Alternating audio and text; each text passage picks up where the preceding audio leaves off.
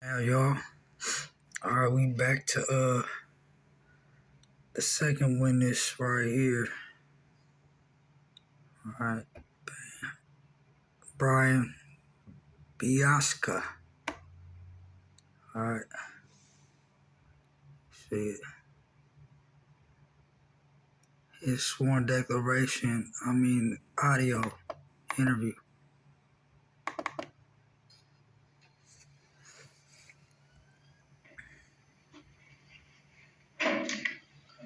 Good. Hi, I'm Sergeant Percy. This is Sergeant Jones. We're with the Internal Affairs Bureau. Hey, you've been named as a witness by inmate Herman Tamrat regarding an incident. Yes, sir. Just to let you know, this interview is recorded. Okay. We'll go ahead and begin. Today's date is October 1st, 2019. Time by my watch is 10:08. We are in the MADF Male Special Visiting Booth. Present with us is myself, Sergeant James Percy, P-E-R-C-Y, and Sergeant Sean Jones. Sean, please state your name and spell it for the record. SEANJONES. Just to clarify, today is August 1st, 2018. Did I say October again? I don't know, I keep saying October. August 1st. And present with us today is inmate Brian, how do you pronounce your last name? Biasca. Can you state and spell your name for me, please? Sure. Biasca. Brian, B-R-Y-A-N. Last name Biasca, B-I-A-S-C-A. Thank you. Do you go by Brian? Yes. My name's James. Please call me James. Okay, James. So the incident that we're here to speak to you about was reported to have occurred on June 9th, 2019, here in the Male Special Module in the morning hours, and this was during clothing exchange involving inmate Herman Tamrat. Yes, sir. And that's T-A-M-R-A-T. Excuse me. So during this incident, where was your cell on this date? What cell? Were you in your cell? Yeah, I was in my cell. I believe the cell number was cell number 26, up over here in the top corner. The upstairs tier? Yeah, upstairs tier. I was in my cell. I'm aware of this. I recall this situation pretty freshly. I was released on June 13th, so this happened right before I went home. It was during clothing exchange. All I remember was hearing an exchange, some loud voices. And when I looked outside my window, I seen him kind of being escorted outside of his... Him being... Tamrat. Okay. Being, pulled out of his cell rather aggressively. And they took him over by kind of a little tuck area. When you say aggressively, what do you mean by that? He was pretty much getting dragged out of his cell by a couple deputies during closing exchange. I don't know how the whole thing kind of started. I just overheard the loud voices, and I saw him getting pretty much dragged out of his cell. By which deputies? For sure, I know Marlowe was definitely one of them, but there was a couple other deputies. That's Deputy Marlowe, M-A-R-L-O-W-E? I'm not sure if that's how you spell his last name. Okay. Yeah. There was a lot of deputies here. During closing exchange, there's a lot of deputies in here. And that particular day, they also had trainees in the module as well. So I remember there was like a group of trainees over here off to the side. They even had a video camera. And then there was the group of deputies that were actually doing the clothing exchange. All I managed to see, like I said, I didn't get to see how it all started. I know there was an exchange of words, and that's probably what led to him being brought out. But I saw him getting dragged out, and he was kind of trying to regain his footing. When you say drag, can you describe what inmate Tamrat, like what that looked like? Sure. When I looked out the window, all I saw was... If you can just keep closer to here, it's just because we're recording it. Absolutely. I seen him with his hands behind his back, but he was trying to regain his footing. Was he handcuffed? Yeah, he was handcuffed. So he's handcuffed with his hands behind his back. Okay. He was trying to regain his footing, but he wasn't really given a chance to because they were pulling him so fast out of his cell that he was just kind of dangling. I mean. And that was Deputy Marlowe, and you don't recall the other deputy? I don't recall the other people. Okay.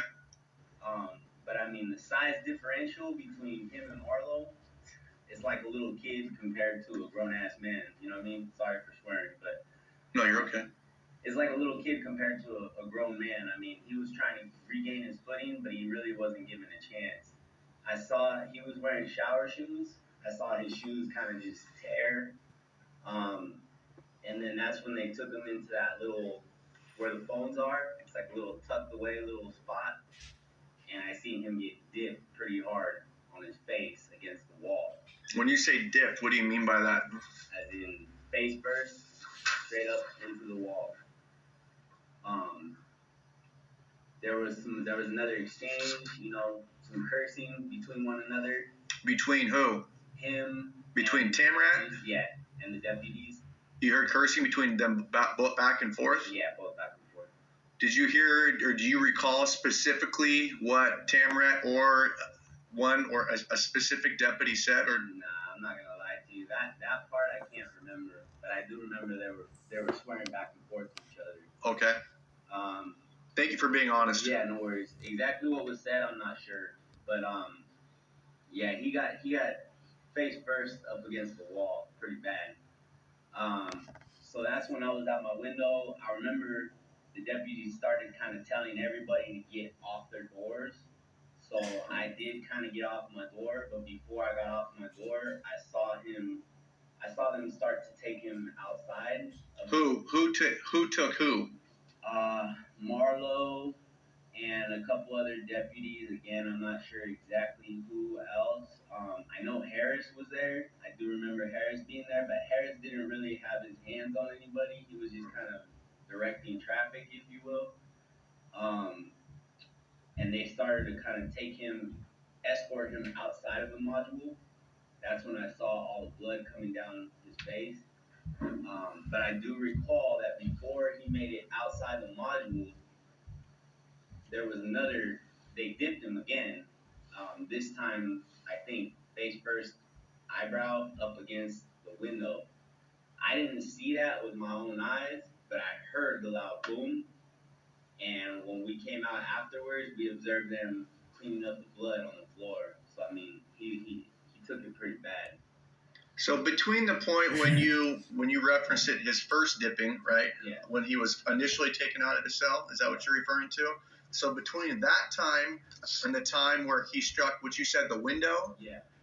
Did you hear what Tamrat was saying? Do you recall what he was saying? Yeah, vaguely. He was talking shit. I mean, he was disrespecting the staff, telling them that they were punks. I remember him saying excessive force. Are you guys watching this? Excessive force. Everybody in here was upset. Is it your opinion that when he was yelling that he was trying to get the other inmates to watch and listen what was going on? Yeah, he just wanted to make sure that other people were observing. Okay. Yeah. It wasn't in a manner where it was like, hey, let's all, riot or anything like that. But he wanted people to be aware of what was going on. Okay. Yeah. Okay. That's all I have. Hey, Pete Game, though, I gotta pause it real quick, right? Later on, we'll show that they lied about the on a civil lawsuit, right? On the inside, right? I'm gonna show you some documents that say, the police try to say the sheriff's the defendants that are defendants, right? In the lawsuit I'm suing, right? They said that part I gotta stop because see that part. Even Brian was like, and the punk ass Internal Affairs even kind of knew what he was talking about and did say, well, nah, you know what I'm saying? It looked like he was trying to cause a riot. See, what they said was, I was yelling to try to incite a riot. The federal judge even fucking went along with that stupid lie, right? Along with a whole bunch of stupid lying defenses, nigga. I caught the federal judge in lies, nigga. Exposed her and all that shit, bro. But y'all gonna see, man. You gonna see how dirty these motherfuckers is. How real cruddy it get, man. What they gotta do, they got to do the utmost motherfucking lying and corrupt shit. Goddamn false evidence for perjury testimony, man. All types of shit, man. You feel me? That's why I'm bringing that shit up. But you see what he said? That he was getting people. I was just yelling to let everybody know and see what's going on. What the defendant said is I was yelling to try to entice a riot and people to have people banging and kicking the door, causing hella noise. Shit, hella fake, man. I appreciate your time. I have a few of you guys to interview, so we're going to go through this. In regards to this incident, is there anything else that you would like to add? I just don't think. Hey, check this out. I gotta pause it again. And the federal judge is gonna use that shit against me. This false ass shit. You know what I mean? And it's in these eternal fair, these cockroaches know that what the fuck I was doing, and it's evident. If you watch the video here, you could tell I'm just trying to get people to see what's going on. That was cool at all. I mean, between me and you, it's not the first time I've observed behavior like this. So I mean, hopefully something can be done about it. It's not cool. I mean, it's already bad enough the situation that we're in. You know what I'm saying? And I understand we're not angels and we're not saints, but we're already kind of up against the worst of the worst being up in here, coming out once a day for a half an hour. But to be picked on like that, and then for us to, you know what I'm saying, have to deal with that kind of stuff is not cool. Okay. And when that happened, it was about maybe a week or two after somebody had been taken out of here via flashbang, and this person had a sack on their head. Like, I mean, for us to kind of observe that kind of stuff and see that stuff. Yeah, there's a lot of interesting things that happen up here. Yeah. So I mean, like I said, we're not saints. I mean, you heard that? I'm not gonna sit here and... Even that motherfucking sheriff, that eternal fair bitch ass nigga, but they show covered for these suckers in this my lawsuit. You just heard him say that a lot of interesting shit happens. Basically, we saying yeah, a lot of shit goes down, a lot of corrupt shit, a lot of jail staff, motherfucking sheriffs, doing unlawful shit. You know, they use these flashbang, man, all types of crazy shit, bro. They got in, man. Let me unpause this. I understand. I'm a good boy, but you know, we're already in a pretty tough position, but to have to go through that kind of stuff is not cool.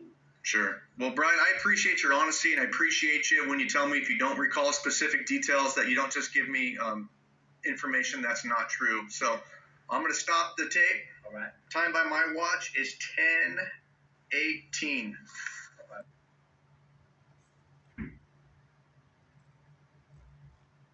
That's crazy. Hey, I just want to let y'all know that they just cut this shit short, right? Peep gang. Let me play this back. See from right here? Everybody in here was upset. Is struck what you said, the window? Yeah. Did you? Everybody in here was upset. Okay. Yeah. It wasn't in a manner where it was like, hey, let's all, you know, or anything right. like that. But he go through this. In regards to this incident, is there anything else that you would like to add? Peep gang. I just don't think that was cool at all. I mean, between me and you, it's not the first time I've observed behavior like this. So I mean, hopefully something can be done about it. It's not cool. I mean, it's already bad enough the situation that we're in. You know what I'm saying? And I understand we're not angels and we're not saints, but we're already kind of up against the worst of the worst being up in here, coming out once a day for a half an hour. But to be picked on like that, and then for us to, you know what I'm saying, have to deal with that kind of stuff is not cool. Okay. And when that happened, it was about maybe a week or two after somebody had been taken out of here via flashbang, and this person had a sack on their head. Up here. Yeah. So I mean, but to have to go through that kind of stuff is not cool. Sure. Well, Brian, I appreciate your honesty, and I appreciate you when you tell me if you don't recall specific details that you don't just get. Hey, that's crazy. You know why I try to rewind it back real quick? This audio's manipulated. They cut off the part where my nigga Brian talking about, man, it should be in the goddamn fucking I'm not too sure if it's in his sworn declaration, right? If I even still got that, right? Ain't no telling what I still got. I didn't even went through my paperwork yet, right?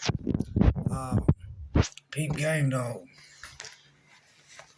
On my soul, man. That's my word. These niggas just manipulated this shit on everything, right? They really manipulate. Cause I remember Brian, nigga, if I get a hold of this nigga, bro, on my soul, nigga, I'm gonna record and tell him, bro, I'm gonna record, bro. Did you see any other incident? Did you talk about any other incidents with the Eternal Sheriff's, Eternal Affairs? You feel me? And I know he did. The other the recording before they manipulated this, he talked about other excessive force that he seen upon me by other incidents of excessive force even. You feel me? But he talked about other shit. You ain't seen that nigga talk about nothing. That's why I rewinded it back. Because at the end, he's supposed to be talking about that. Instead, it cut off the part with my excessive force, other excessive force incidents that he witnessed and was talking about it. But you see him talking about the other, some other shit, flashbang was used on somebody else and some other shit, right? Man, bro. I ain't gotta say no more, man. I'm telling y'all, man. This shit is real, man. I'm gonna go ahead to the next one. I'm gonna cut this off and go to the next witness, man.